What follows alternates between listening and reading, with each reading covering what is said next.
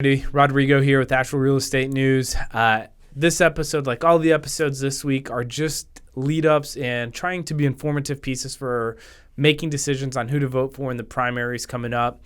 This interview we did, or this conversation we had with Kim Roney, we kind of bounced all over the place. It was a really good, fun conversation. Mostly talked about affordable housing and transportation here in the Asheville-Buncombe County area. So tune in, let us know what you think, and don't forget, get out there and vote.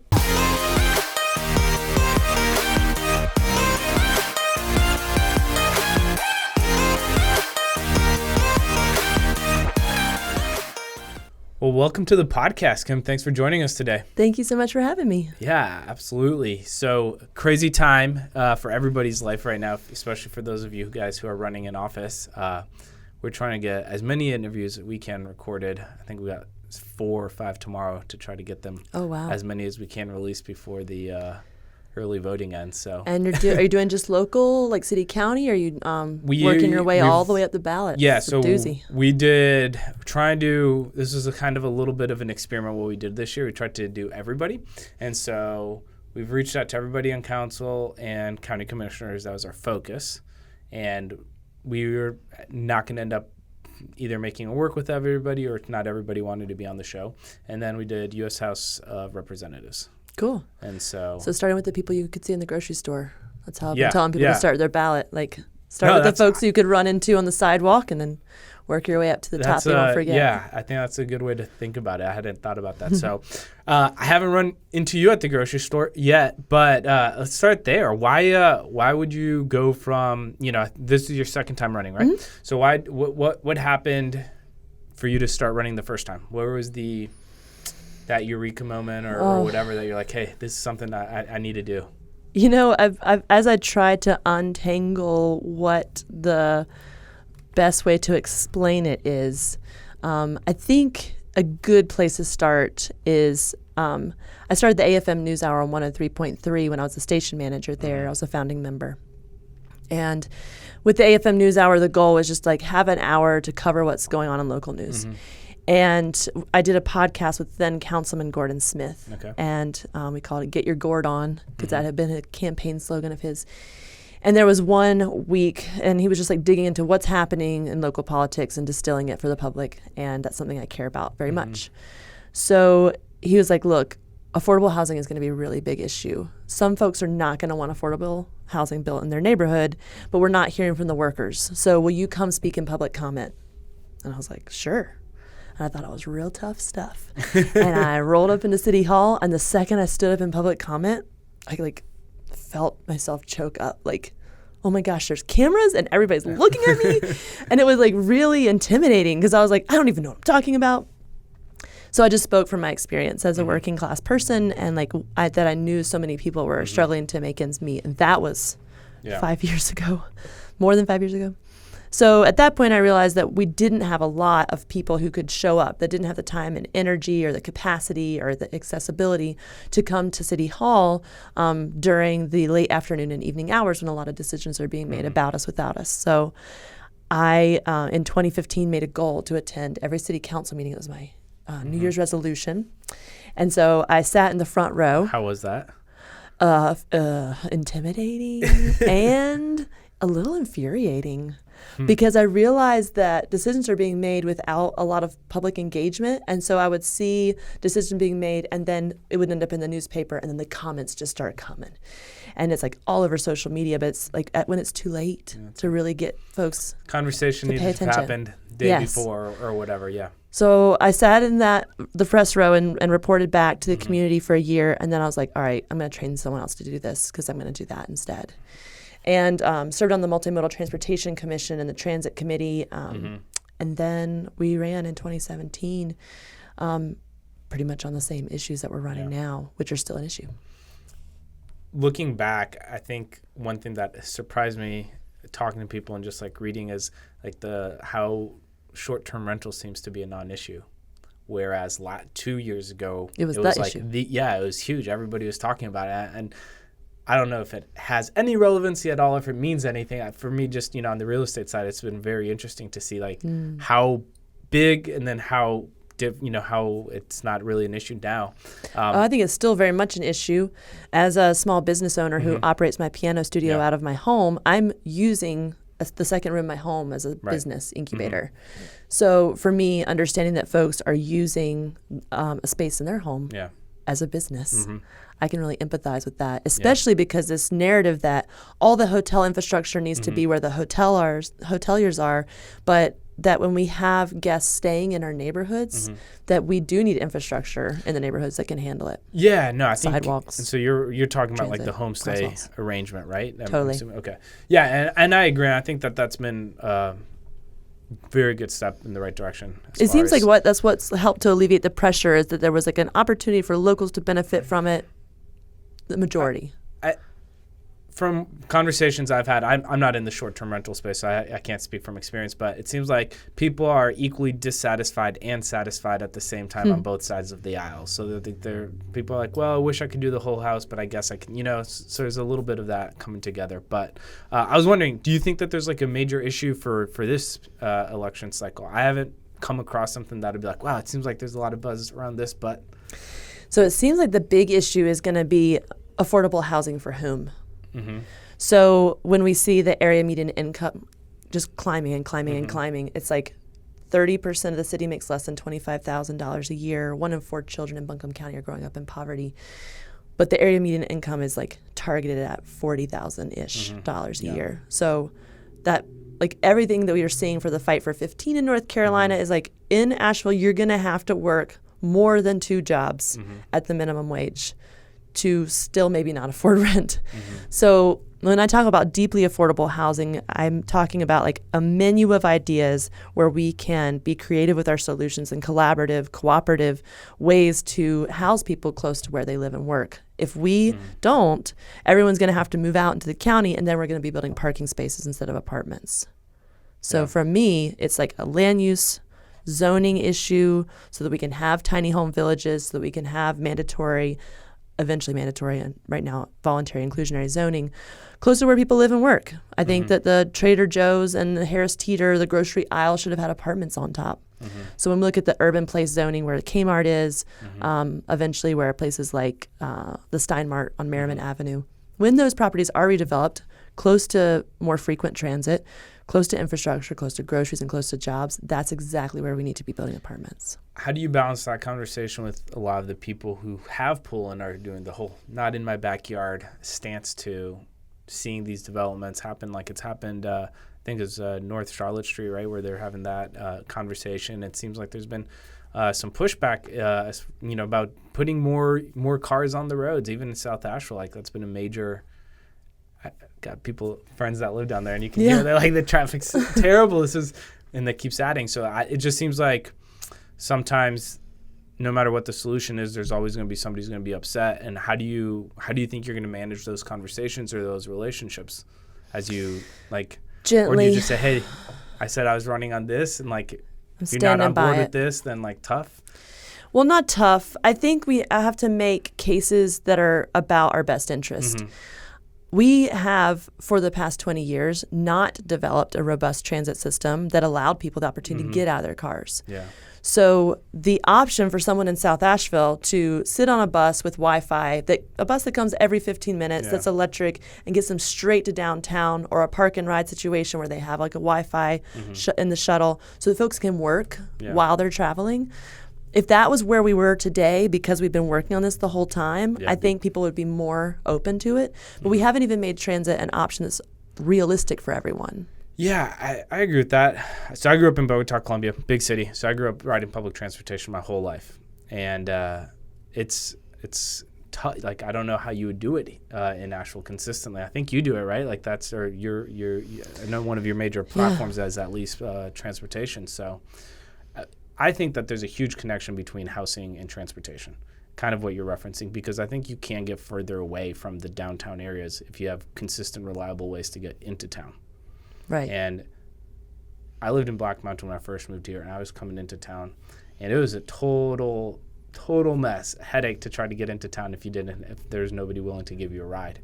How do you see those two coming together from...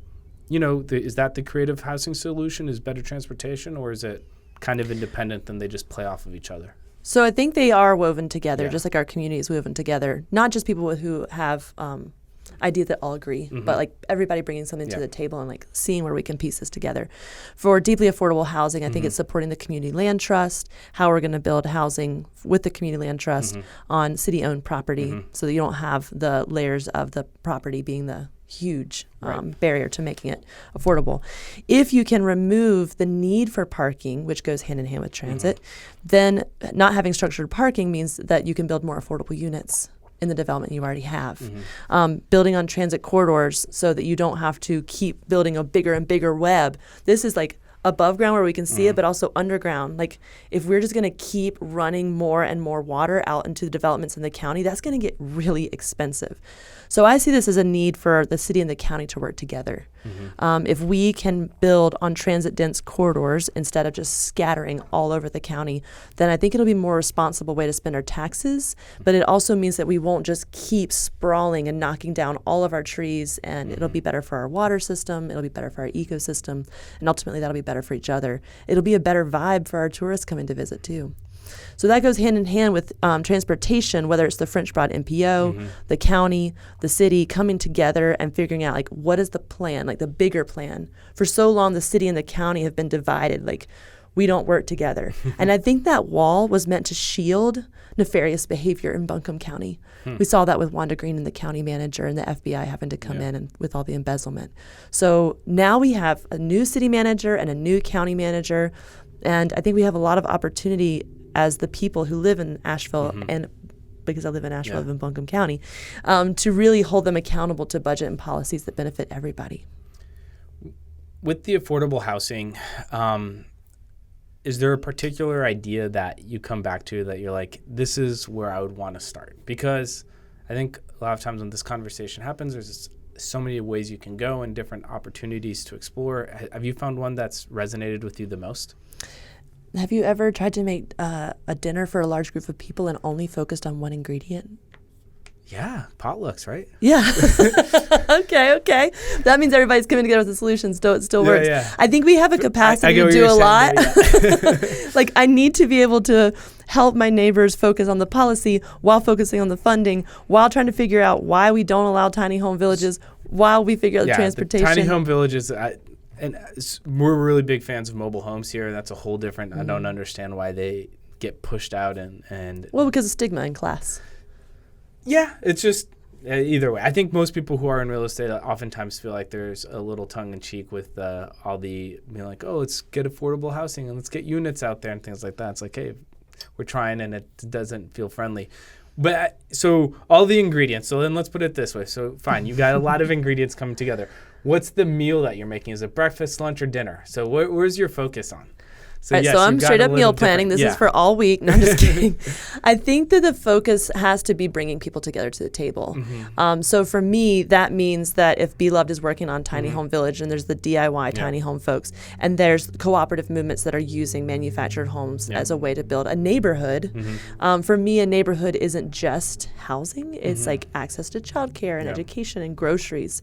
It's about being able to keep people in their homes with eviction protection funds and with home repair fund. So we've seen like what happens when neighborhoods are historically, whether it's redline and urban renewal or gentrified out, it's like withdrawing services from a community. So when I talk to my neighbors who live in Hillcrest and PVA, I'm like, what does your neighborhood need? And they say all the things that my neighborhood also needs. With Earth Fair closing down, that means the grocery store that was on my way home from the bus stop doesn't have groceries in it anymore. So I've got to figure out another longer route to get home because I don't have a car. Right. So for me, it's like all the above. I want to overhaul the UDO and the planning documents and bring the people together with a massive community engagement input session that like series where people feel like they can participate. And there's going to be people from a lot of experiences with a lot to add and the limitations of being in the state of North Carolina. All those good things. But I'm curious about something about the, you said mobile homes. Yes. So I've been attending Buncombe County Planning Board meetings and listening to the conversation about expanding the use for manufactured homes in certain zones in the county. So I heard a member of the committee say, put $1 million home next to my home and my property taxes go up. Mm-hmm. Put a manufactured home next to my home and nothing happens. So do you have statistics on that? Because I'm still researching. I don't. I couldn't comment on that. Because that could help with the stigma. I mean, look, the stigma's never going away, right? It just is what it is. And I don't think that the conversation should be trying to shield or change the stigma. Like, so I'm Colombian. And I get drug jokes all the time when somebody finds out I'm Colombian. And at first it used to bother me. And then I was like, it's kind of our own fault. And you get used to it. And so with mobile homes, it's like, is there a little bit of a stigma? Yes. But it's not because of anything that's unwarranted in the sense, right? Depending what the stigma is. But are we talking about the fact that mobile homes have typically been a situation where people who need affordable housing live? And like, that's the case. Yes. So if somebody has $1 million house, are they going to want a mobile home next to them? No, they're not. And that's totally reasonable desire for them. But I think that you don't also get to dictate what happens on somebody else's property. So if you buy a house and somebody buys land next to you and that's what they decide to do, then like, as long as the zoning allows it, then you're good. Buncombe County zoning overall, I think, is pretty. It's good with mobile homes. More inside of city limits, it's not going to happen. And there's really interesting opportunities where I think you could explore for putting out mobile homes a little bit more or increasing the density for them. And I think that's where it would really make a big difference, just because it's a lot easier. A mobile home's $30,000, give or take. It's a lot cheaper than building a house. Or an apartment. Yeah. So I think that it could be one of the solutions for the missing middle, which is what we talk about when there's like lowest income housing and the most income housing, and then we don't have that density where you can fill in the middle. I also noticed at a city council meeting recently, they were looking at changing one of the zonings in the code so that you could put tiny homes where it was like close to the interstate. Okay. But one of the things that would be allowed is that you would be able to short-term rental entire units. So then it really came back to like, well, who is this for? Is this really an RV park where people come to stay? Or is this a solution to affordable housing?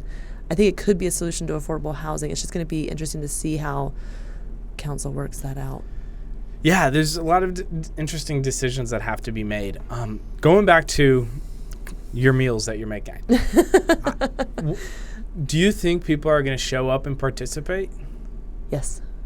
One of the reasons that I am running again is because I'm a piano teacher. So there's 43 piano students in my home every week. And as I've been teaching for the past 13 years, folks that I've worked with since they were in elementary school are voters and adults now. And they tell me that the city seems to have no love for them because there's not jobs that are going to keep them here. There's not housing they can afford. So I see them showing up. I saw 2 folks at the Affordable Housing Advisory Committee late last year. And I was like, oh, what brings y'all to Affordable Housing Advisory Committee? And they're like, Ms. Kim, you said it was important. And I was really moved because we can't do this work alone. So I have seen more and more and more people show up to City Hall. The last 2 budget work sessions and the meetings, they had 2 overflow rooms, which means they're at capacity every single time there's a vote on the budget. And it was not that way when I first started showing up. So some of the ways that we're doing that is by streaming the city's meetings, making the documents accessible. For me, I understand that language justice is really important in these meetings, but it's not just translating documents into a different language. If I show up to a housing meeting and I hear Luigi grants, and I don't know what that is, and someone tells me land use incentive grant, and I don't know what that is or how it affects me every day. The jargon, Yeah, so that becomes a barrier to participation. So we've got folks working with Plugged In Buncombe that are doing budget analysis and how to engage with City Hall, what to expect when you show up. They're doing really interesting work. I've worked with them on some of the scripts, but once you show up, you're going to walk through City Hall's front door, and then you're going to walk through security, and then you're going to walk past the bathrooms, and then you're going to get on the elevator, and then you're going to sit in the room, and here's how public comment works. You can sign up. You can do it afterwards. So we've noticed that as we've done that, more people are showing up, and they keep showing up. Because they know what to expect, I guess, right? Yeah. Well, that's good. But we also need to address, like the county's at least offering free parking or bus pass if you come to a meeting.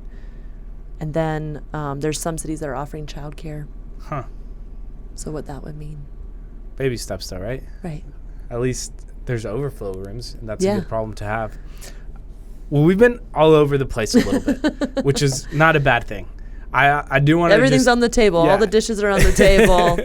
I want to just give you a moment, I don't know, to talk about whatever it is that you want to talk about Sure. that's most important to you, or what you're the most excited about on this election cycle. So I'm a piano teacher and service Yeah. industry worker and a community advocate, a community radio producer. Mm-hmm. The thing to me that's like really centering my work right now is long-term accountability. So I didn't know when I moved to town that my great-grandmother was born here. Oh. And I recently knocked on the door of the house in Kenilworth where she was born because my great-grandparents lived Yeah. here in the early 1900s. And I talked to my great-great-aunt Faye when I was first moving here, and she was like, oh, I lived in Asheville in the 20s, and she talked about, or the teens and 20s, she talked about riding the trolley and going to the firefighter dances. And so now that I know more about my family's deeper history here, and then I see my students, like I said, that are like becoming adults and deciding like, is this the place where I leave and come back, or is there ever going to be a place for me here?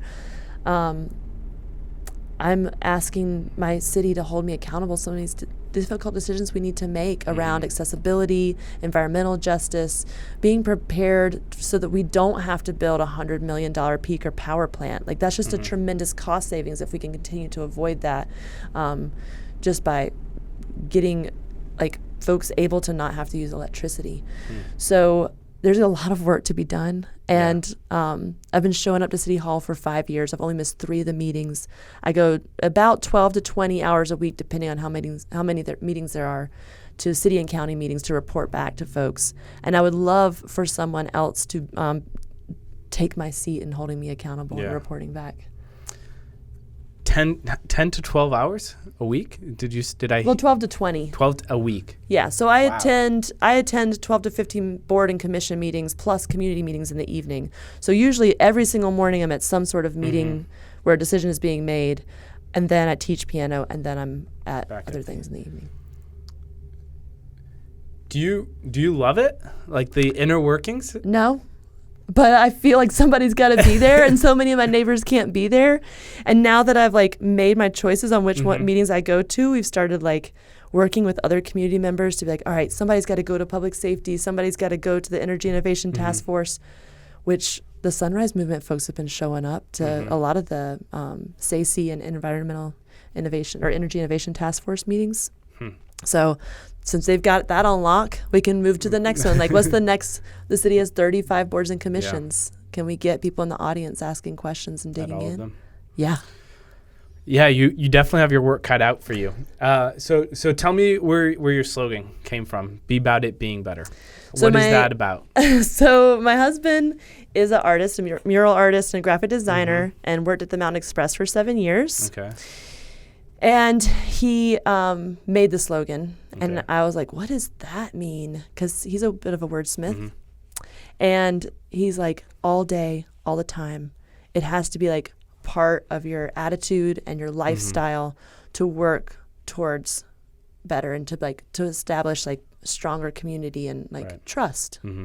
And trust and faithfulness is like a big part of like what I'm asking folks to hold me accountable for. And I was like, oh, wow, we got to use that. We got to invite more people to be about it. I know that there are folks who are like, oh, you can't even get grammar right. And it's like, well, it's supposed to pull on your heartstrings and be artistic and musical. So I was thankful that he said we could use it. Yeah, no, that's awesome. Well, I want to be respectful of your time so we can wrap up here. But what's important? I mean, how people get in contact with you? What's important for people to get plugged in and hear more about what you're talking about? I really, really, really want folks to show up to the polls in 2020. So we've made some, with the help of the folks from Subject Matter Studio, we're using scrap paper materials. And Laura and Lori formerly of Bookworks worked with Brooke Pretty, and we've made a Get Out the Vote poster. Folks can pick these up to put in their high visibility windows over at Garden Party. over on Haywood Road. And we're just inviting people to show up and love each other and the planet better. We would love to see record number turnout in 2020 all the way across the ballot. I am running with my friend Nicole Townsend. She's earned my trust. She shows up to city council, to city meetings, and advocates for the people. We're sharing in this work together because the work can't be done alone. Early voting starts February 13th and runs through the 29th. Yeah. You can vote at any location, and you can register on site if you go during early voting. If you go on March 3rd, you have to go to your precinct. So folks can look that up on the Buncombe County Board of Elections website. But then my hope is that if we can do this together, and then if we can move towards participatory budgeting, where our students starting at age 14 and our neighbors, regardless of documentation status, can start making some decisions on how we build our infrastructure projects, then more folks will join me in saying, I know what I need to do now to be about it being better, so that we can skill up. Because my hope is to be the little old lady piano teacher in this town and knock on doors for somebody else. That is, that's a good dream and vision to have. But plug yourself as far as where people get in contact with you as well. So I have a website, KimRoneyforAsheville.com. That's KimRoney4Asheville.com. We're on Facebook and Instagram. Yep. For Kim Roney for Asheville. And my email is kimroneyforasheville@gmail.com. All right, last question. Yep. What is the issue, or what are you the most excited about between now and when you get elected? Oh, the most exciting. Let me rephrase it. What are you the most excited to tackle first, or to work on to tackle first? Yes. Okay. I think the big thing, I feel like it's a small thing and a big thing, and they kind of go together. The big thing we're gonna have to tackle first is Unified Development Ordinance, and that's how we build and zone and develop the city. And then while we're doing that, bring more people into the conversation, because participatory democracy is gonna be how we do this while healing some of our city's deeper wounds and our history, while inviting a lot of new people to the conversation, so we can build greater community trust, even when we don't agree that it'll make the conversation better. But at the end of the day, the most important thing is get out, vote, right? Yes. Awesome. The primary is March 3rd. The general is November 3rd. So thanks for having us. Yeah. No, thanks for coming out. Appreciate it. There you guys go. If you know of anybody who's thinking or who's wondering who to vote for, this episode and all of the episodes this week are good places to share them with your friends. Thank you, Kim. And thanks everybody for tuning in. See you guys on the next one.